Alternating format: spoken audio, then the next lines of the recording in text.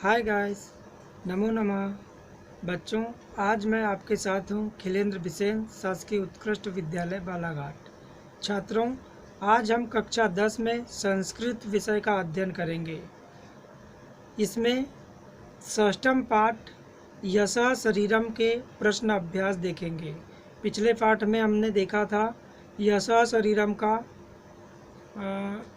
शब्दार्थ और अनुवाद। तो चलिए प्रारंभ करते हैं प्रश्न अभ्यास का अध्ययन।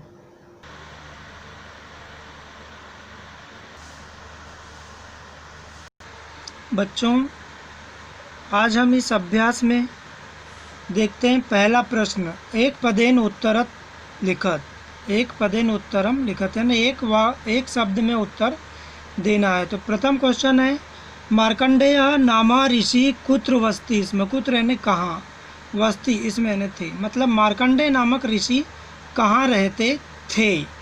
तो कुत्र के स्थान पे आपको लिख देना एक शब्द में गंगा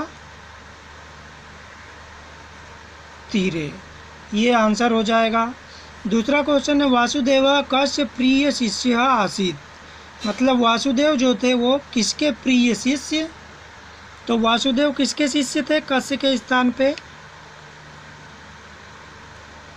मार्कंडेयस्य। इस प्रकार से आंसर हो जाएगा। वासुदेव प्रथमम कस्य गृहम प्रति प्रस्थितः, यानी किसके घर गया। कस्य यानी किसके, गृह यानी घर, प्रति किसके घर के लिए गया। तो यहाँ हो जाएगा देवराजस्य। देवराजस्य पहले किसके घर गया था, देवराज के घर गया था। रामदेव कस्मिन् ग्रामे वसति स्म। रामदेव कस्मिन् यानी किस, ग्रामे यानी गाँव में, वसति इसमें रहता था। किस गांव में रहता था, तो हो जाएगा कस्मिन के स्थान पे रामनाथपुरे। इसका आंसर हो जाएगा रामनाथपुरे। जना प्रतिदिनम कम स्मरन्ति। जना प्रतिदिन कम यानी किसे स्मरण करते थे। तो यहाँ हो जाएगा रामदेवः, रामदेव को याद करते थे। दूसरा क्वेश्चन है, एक वाक्य उत्तरम लिखत। एक वाक्य में उत्तर देना है। क मृतो अपि जीवति। क यानी कौन, मरने पर भी जीवित होता है। तो इसका क मृतो अपि जीवति ने मरने पर भी जीवित है। इसका आंसर हो जाएगा यह समाज हितम, यानी जो समाज के हित में, चिंतयति स मृतो अपि जीवति। यह समाज हितम चिंतयति स मृतो अपि जीवति, अर्थात जो समाज के हित में सोचता है वह मरने पर भी जीवित रहता है। का जीवनम अपि मृतः, और कौन जीवित रहने पर भी मरे हुए के जैसा है। तो यहाँ हो जाएगा यह स्वार्थ मात्रम चिंतयति। स्वार्थ मात्रम चिंतयति सह तु जीवनम अपि मृतः एव। वह जीने पर भी मरे हुए के समान है, जो सिर्फ स्वार्थ सिद्धि के लिए जीते हैं। देवालय किम प्रचलति स्म। देवालय में क्या चल रहा था, मंदिर में क्या चल रहा था। तो देवालये प्रसादत्वेन भोजन वितरणम प्रचलति स्म। प्रसादत्वेन भोजनम वितरणम प्रचलितम, मैंने देवालय या मंदिर में प्रसाद के रूप में भोजन ग्रहण हो रहा था या वितरण चल रहा था। जलम दत्वा माता किम अपृच्छत। जल देकर माता ने किम क्या, अपृच्छत यानी पूछा, क्या पूछा। तो उत्तर हो जाएगा जलम दत्वा माता अपृच्छत भवान कुत्र गम्यते। भवान कुत्र गम्यते, ये उत्तर हो जाएगा इसका, यानी आप कहाँ जा रहे हो। भवान कुत्र गम्यते यानी कहाँ जा रहे हो। इस प्रकार भोजन परिवेशिका किम कृतवन्तः। भोजन परोसने वाले ने क्या कृतवन्तः यानी किया। तो इसका उत्तर हो जाएगा भोजन परिवेशकः वासुदेवाय अन्नम पायसादिकम। खीर होता है, न परिविष्टन्तः नहीं परोसा, मतलब भोजन परोसने वाले ने वासुदेव को खीर अन्न आदि नहीं परोसा। इस प्रकार से अगला क्वेश्चन है, अधोलिखित प्रश्नानाम उत्तराणि लिखत। आगे लिखे प्रश्नों के उत्तर दीजिए। ये कम से कम 10 से 20 शब्द में इसका उत्तर देना होता है। कोपेन देवराजा की मुक्तवान। गुस्से में आकर देवराज ने क्या कहा। तो आंसर हो जाएगा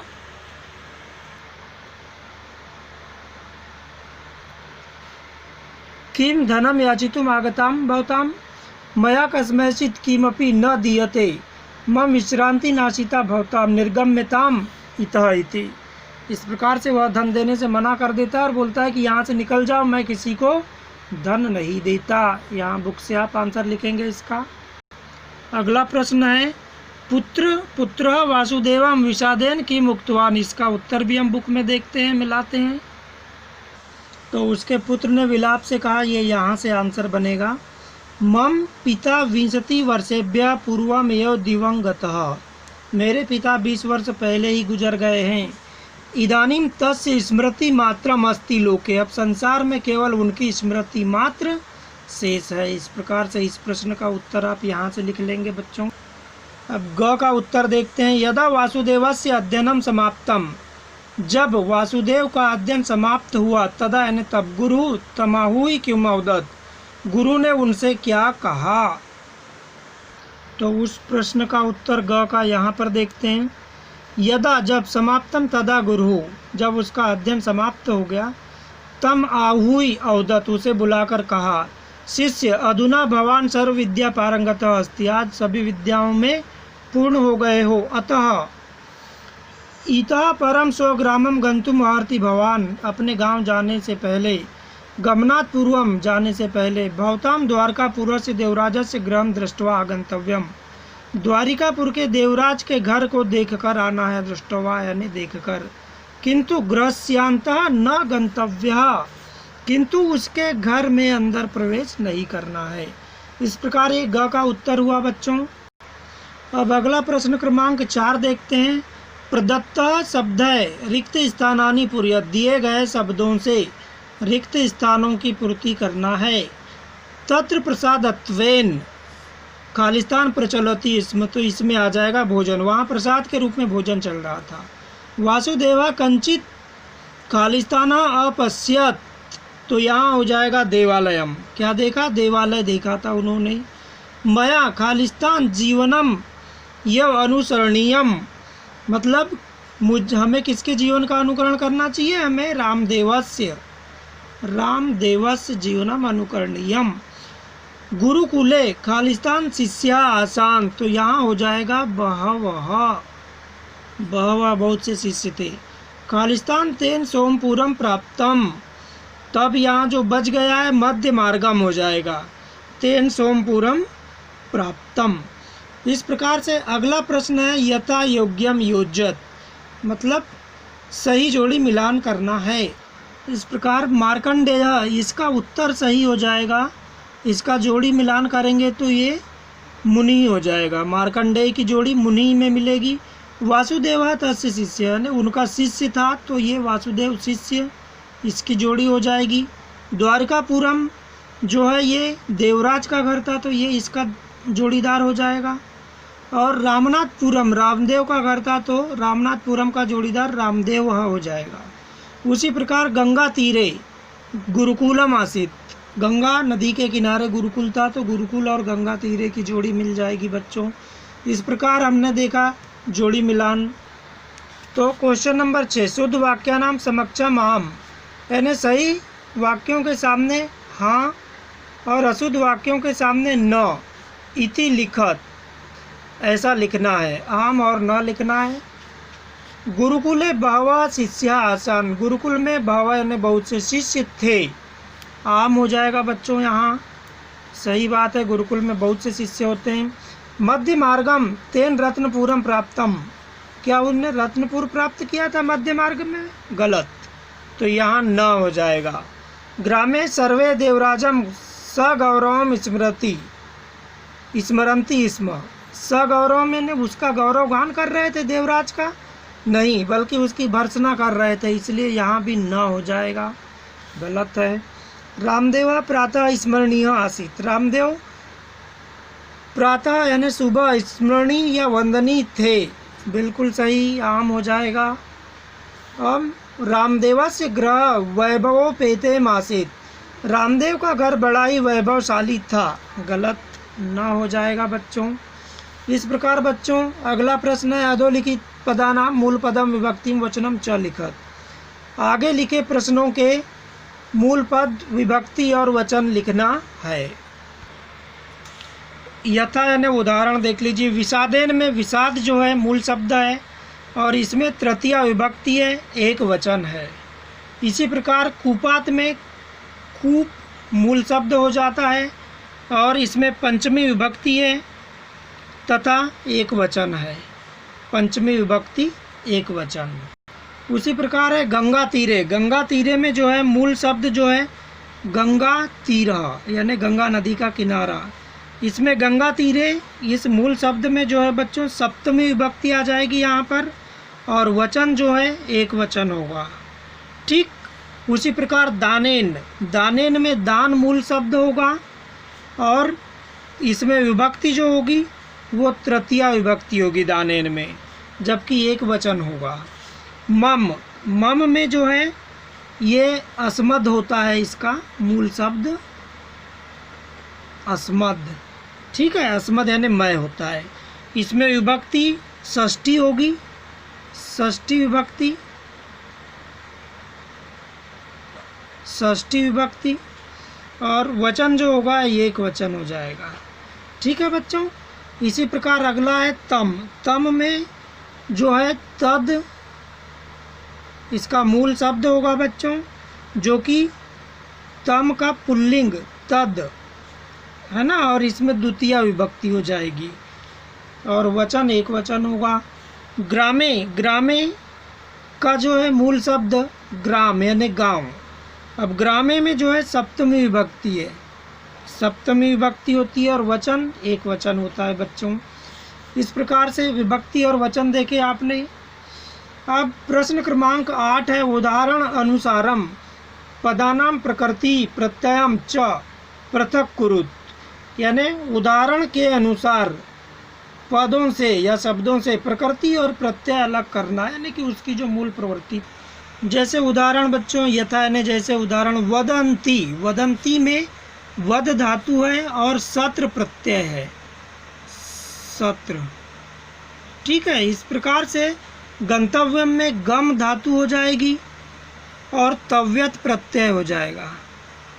ठीक है बच्चों, मूल शब्द जो है गम तव्यत प्रत्यय। प्रस्थितवान, प्रस्थितवान में प्रधन स्था। ठीक है, प्रधन स्था बर्धन कत्वतु, यानी कि कत्वतु प्रत्यय हो जाता है इसमें। प्राप्तवान, प्राप्त में प्रधन आप, प्र उपसर्ग आप यानी पाया और इसमें भी कत्वतु प्रत्यय हो जाएगा। ठीक है, इस प्रकार से उक्तवा, उक्तवा यानी वच, वच या बोलना जो होता है, वच नहीं वच, वच, इसमें कत्वा प्रत्यय हो जाएगा। ठीक, अब है सत्कृत्य, सत धन क्री, सत उपसर्ग हो जाता है, क्री धातु हो जाती है और इसमें प्रत्यय हो जाएगा ल्यप, ल्यप प्रत्यय। ठीक है बच्चों। आगत्य, आगत्य में देख लीजिएगा इसमें जो है आ धन गम, आ प्रत्यय धन, सॉरी ये देखिए सत उपसर्ग है, कृ धातु है, द वाले में सत्कृत्य में सत उपसर्ग कृ धातु और ल्यप प्रत्यय इसमें। ठीक है बच्चों, और इसी प्रकार से जो है आ उपसर्ग है और गम धातु है, गम, इस प्रकार से प्रत्यय हो जाएगा इसमें ल्यप। ठीक है बच्चों। याचित्वा, याचित्वा यानी मांग कर, याच मूल शब्द या धातु रूप है जबकि कत्वा प्रत्यय होता है यहाँ पर, त्वा। ठीक, इसी प्रकार अंतिम है वदंतः, वदंतः यानी बोलना, ये यहाँ पर मूल शब्द होगा वध, वध और प्रत्यय हो जाएगा सत्र। इस प्रकार से देखा आपने। अधोलिखित प्रश्नानाम पर्याय शब्दान लिखत, यानी आगे लिखे शब्दों के पर्यायवाची शब्द लिखना है। यथा यानी जैसे, जलम यानी जल का पर्यायवाची शब्द वारी अम्बु। इसी प्रकार मुनि का पर्यायवाची शब्द होगा ऋषि और तपस्वी लिख सकते हैं आप। युवकः, युवकः का हो जाएगा तरुणः और वयस्थः या वयस्कः। ठीक है बच्चों। इसी प्रकार अम्ब, अम्ब यानी जननी या माता जो जन्म देती है। ठीक है, अम्ब माता या जननी को बोलते हैं, तो ये इसका जननी या माता पर्यायवाची। बभुक्षितः, बभुक्षितः यानी भूख से व्याकुल होता है, तो यहाँ क्षुधार्थ हो जाएगा, क्षुधार्थ या क्षुधा पीड़ितः। ठीक है बच्चों। इस प्रकार से अगला प्रश्न है अधोलिखित वाक्यानां कथा अनुसारेण क्रम संयोजनम कुरुत, यानी कथा के क्रम का संयोजन करना है। तो ये जो वाक्य दिए हैं इनको कहानी के क्रम में जमाना है बच्चों। ठीक है, तो देखते हैं। यहाँ पहला वाक्य तथा वासुदेव रामनाथपुरम प्राप्य देवस्य गृहम् अगच्छत्, ये नहीं हो सकता पहला वाक्य। पहला वाक्य गंगा तीरे मार्कंडेय नामक कश्चन मुनि वसति, इसमें गंगा नदी के किनारे मार्कंडेय नाम का कोई ऋषि रहता था, ये नंबर 1 हो जाएगा। इसके पश्चात जो है वासुदेव तस्य प्रिय शिष्य आसीत, ये नंबर 2 हो जाएगा। वासुदेव उनका प्रिय शिष्य था। इसके बाद में जो है मया रामदेव से जीवनम, ये नहीं है। किंचित अग्रे गतः वासुदेवः किंचित देवालयम अपश्यत, बिल्कुल ये हो जाएगा तीसरे नंबर में कहानी के। और फिर है शिष्य अनंतरम रामनाथपुरम प्रस्थितवानः, क्या ये होगा चौथा? जी हाँ, बिल्कुल चौथा होगा, ये चौथा वाक्य हो जाएगा। ठीक है। और अंतिम वाक्य होगा मया रामदेवस्य जीवनम अनुकरणीयम, 5वां वाक्य हो जाएगा। तो इस प्रकार से हमने देखा। इसके पश्चात आखिरी प्रश्न है प्रदत्त चित्रम अवलंब्य 5 वाक्यानि रचयत, इस चित्र को देख कर के 5 वाक्य की रचना करना है बच्चों। ये आपके लिए गृह कार्य के रूप में होगा। और इस प्रकार से हमने